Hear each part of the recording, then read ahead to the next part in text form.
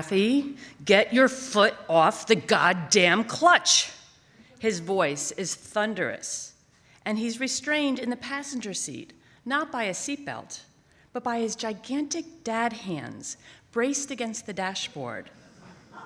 Like he could bench press the car up the hill through sheer will.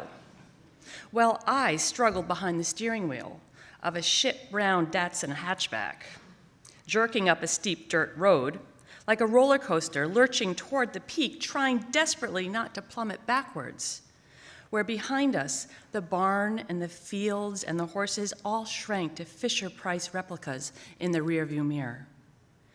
Take your foot off the goddamn clutch! He spit goddamn clutch like a sputtering exhaust, loud and shocking, in sharp staccato, not for the first time, or the second, or the 10th, but every single time my Navy Ked sneaker floated near the elevated rubber pedal. Instead of the smooth quick step he had taught me, press, release, floor. See, Kath, it's easy. It's like breathing. Don't overthink this. I was 10. Maybe 12, but I really don't think so, because by 12, I could drive any club anywhere. I was probably 10. Regardless, I was too young to drive. Yet here I was, on the steep laneway, learning how to stop and go on an impossible incline without riding the goddamn clutch. I could already drive a standard, a manual stick shift. I even knew how to jumpstart a car like a magician. But this dead stop on a steep hill proved impossible.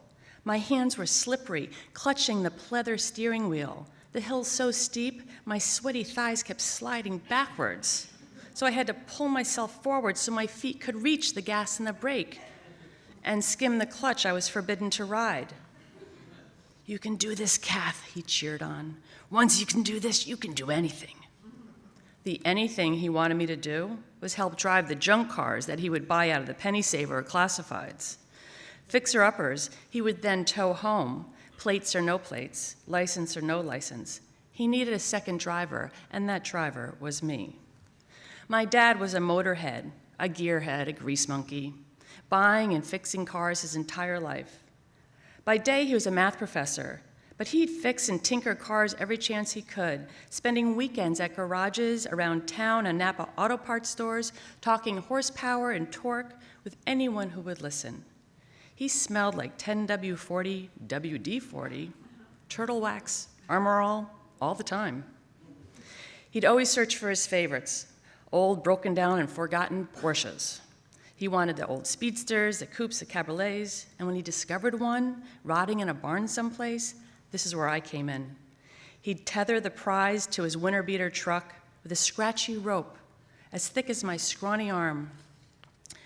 He'd loop one end around the undercarriage of the Treasure, the other to the back of a Sanford & Son pickup truck.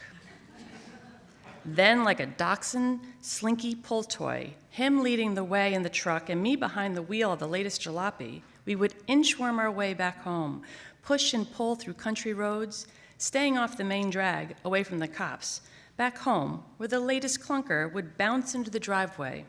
And if my mom knew about it, be parked proudly in front of the next of the other shells. But more often than not, he was tugged out back, behind the house, over the knoll, into the tree line, like we were hiding evidence from the cops or my mother. Our backfields were littered with automotive carcasses in varying states of decay, awaiting their time in his garage. Foot off the clutch, more gas now, Kath, you can do this easy, easy, he coaxed, his deep dad voice, oozing encouragement like a slow rolling boil, and before I knew it, we were moving forward, not back. You got this now, gas, gas, gas, and gravel spun out of the back, dust cropping the road behind us, the engine roaring as we lurched up the hill, my dad erupting in joy, his hands off the dashboard, wrapped around me, blocking my view of the road ahead, and clapping the Datsun in an explosion of joy, hooting and hollering, prouder than proud. And we spun up to the top of the hill and headed home.